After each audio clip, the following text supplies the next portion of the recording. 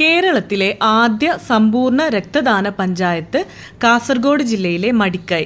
കേരളത്തിൽ ആദ്യമായി പഞ്ചായത്ത് തിരഞ്ഞെടുപ്പിൽ വോട്ടു ചെയ്യുന്നതിന് തിരിച്ചറിയൽ കാർഡ് നിർബന്ധമാക്കിയ പഞ്ചായത്ത് കണ്ണൂർ ജില്ലയിലെ മട്ടന്നൂർ. കേരളത്തിലെ ആദ്യ കാർബൺ വിമുക്ത പഞ്ചായത്ത് വയനാട് ജില്ലയിലെ മീനങ്ങാടി.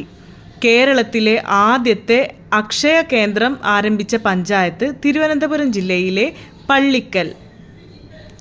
കേരളത്തിൽ ആദ്യ ജലനയം പ്രഖ്യാപിച്ച പഞ്ചായത്ത് കോഴിക്കോട് ജില്ലയിലെ പെരുമണ്ണ.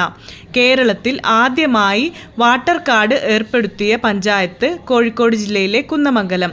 പൊതുജന പങ്കാളിത്തത്തോടെ കുടിവെള്ള പദ്ധതി ആരംഭിച്ച കോഴിക്കോട് ജില്ലയിലെ പഞ്ചായത്ത് ഒളവണ്ണ.